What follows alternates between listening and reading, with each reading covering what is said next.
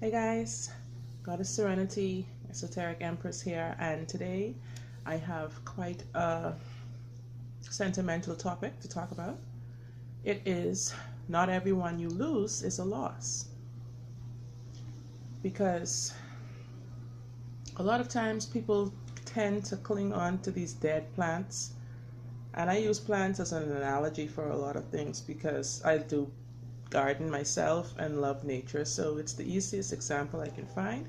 But watering a dead plant is the same as nurturing or trying to revive a dead relationship. Not everyone that you lose should be considered a loss or is a loss, because life is about growth, life is about advancement and moving ahead, moving forward, not backward. So when a relationship has come to fruition and has come to an end, it is time to seek new things, seek new horizons, seek new experiences. Because what that person has taught you now, you've learned the lesson, because nobody, I feel like, comes into our life. Like I was saying, I had to mute the group messages that kept interrupting my video recording. So, like I said, coincidence. Yeah, nobody comes into your life for no reason at all. It's all to be a lesson. It's all for your well-being. It's all for your best interest. It's all to teach you something. And so when that lesson has been learned, it's time to move on, man. Plain and simple. I mean, a lot of times, let's just look at old jobs, for instance. Let's look at school life. Let's look at old neighbors and things like that. People move forward. People grow. Now, I know there are some people who, like, in particular, a very close family member of mine, he is adamant about staying in touch with just about everybody who's ever called him a friend or he's ever called a friend. And to me, that's just not my way, because first of all, I like to consider myself an introverted extrovert, because I love social life. I love to be around people. I love, the laughter and the good energy and stuff like that. But then there's a time when I need that time for me. Sue time. I need that time. And so I don't like to be surrounded by people constantly being fed their opinions and all of their beliefs and all of their systems of things and their habits and everything thrown upon me, because I have enough of those of my own. So it's not to say being selfish at all, because I love people. I love people from every walk of life, every race, every creed, every ethnicity. I love my brothers and sisters in God. However, everybody's not alike, and so there comes a time for me when I have to separate myself from them. So listen, let's look at the situation with an ex relationships, right? If you've broken up, why are you going to be so desperately needy to get back together with this person? This is the past. The world has like billions of people of the opposite sex who are available to meet you, to bring you new life, new fun, new love, new joy, new pleasures, new experiences. Why? Just tell me why. Would you want to go backward 10 years ago when you were like barely a kid yourself, maybe, or, like, there's so much out there. The world is so diverse and free and open. Why are you going to stay limiting yourself to the same experiences? It just makes absolutely no sense to me. Not every relationship, not every loss is a loss. Not everyone that you lose is a loss. There's a season for everything, a time and a season. Sometimes those people that you lose, they were never bringing anything to the table to begin with. So how in the world can you consider that a loss when you were the one spreading the smorgasbord on the table and they were just eating and getting up and leaving afterward, eat and run. I don't understand it. I see a lot of people, they break up and they make up and they break up and they make up. They break up, they make up. Like, it's so ridiculous because it means you are afraid of something. It means you are scared to go out there and be independent and to discover a new life for yourself. It means that you become dependent on this person. It means that you are not feeling complete without this person, and that's just not the way we were created to be. We are whole already on the inside. We don't need someone else to fulfill us or to complete us. And if you are that way, I would urge you to learn yourself, learn to discover yourself, know yourself, love yourself, respect yourself.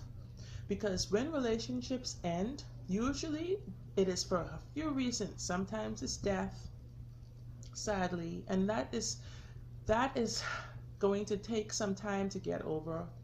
But even that is not a loss, because people die. That's the way nature works. We're dying every day. We are in the process of it right now.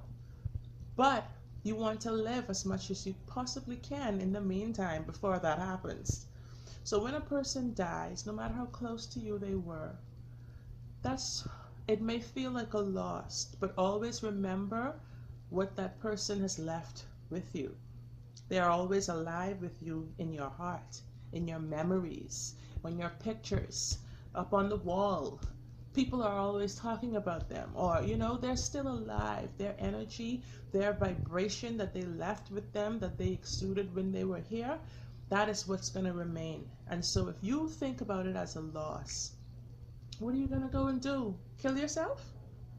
Then that would definitely be a loss, because they may have died from natural causes, but you going to commit suicide, that's a loss, because that's untimely. That's not by the divine Father for you to take it yourself, take it upon yourself to do. So whether it's a job, I can use that as an example because I've had many old jobs, and I would never go back desperately begging to try and get my old job back, because first of all, they weren't paying me hardly at all. You know what it is to work 45 hours a week and you can't even pay your rent. You still can't pay your rent. You still could hardly, you have to ration for grocery and stuff like that. Why am I gonna be begging to go back to a place where I was oppressed, or I felt disrespected, I was not valued? People make mistakes. Sometimes you may have come late once or twice, or I've had an accident, a car accident that was devastating before that. I would use a job that I could think back to about maybe 7 years ago. And I had to take time off because I had to go back on doctor's checkups. And at that time, I was going through some personal problems as well. And so people didn't see all of the inside stuff that were going on, but they assumed things, and because of that, I was let go, right? There's no shame in that. People get let go all the time from a shitty job with a crappy boss, who treat people inferior, So why am I going to go back to that? I've learned a lesson from that. I've learned that, you have to value yourself more than anything else out there, anyone ever will, because nobody's going to do it as much as you can. You have to respect yourself. And so everything that you lose is not a loss. It is opening up a space, like my grandmother used to say, for better things to come in. This is what I tell my kids all the time.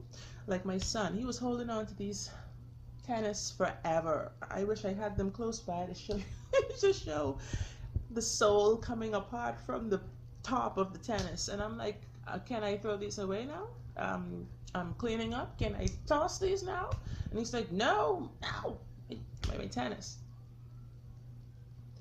I'm saying to him, don't you realize what you're doing? You're prolonging the suffering, and you're keeping the spot where your new tennis is supposed to go filled with this garbage. Sometimes that's what it's like. It's sad to say it that way, but Sometimes you have to be harsh for people to understand. And that's what it is. When you're holding on to something that does not value you, that's not showing you respect, that's not allowing you to grow and be the person that you are already or that you wish to become, you're actually losing yourself more than anything. Because just like losing weight, sometimes holding on to a friendship, holding on to a relationship can even hinder you from losing 10 pounds. Because when she wants to go eat Kentucky, you're like, oh my gosh, I'm supposed to be out running with my group. Or when you're supposed to be going to buy your food meal prep grocery list, your friend is like, how much is this? Give me 5 of those. Okay, yeah. You're trying to stay focused and she's veering you off course. She's like, oh, look at that cheesecake over there. Look at that. That looks so good. Girl, I'm going to go cook that tomorrow. And you're like, okay, you're trying to stay focused, trying to stay focused. Losing a friend like that, I wouldn't say losing a friend because you don't want to, like, say, break up the relationship over a grocery list.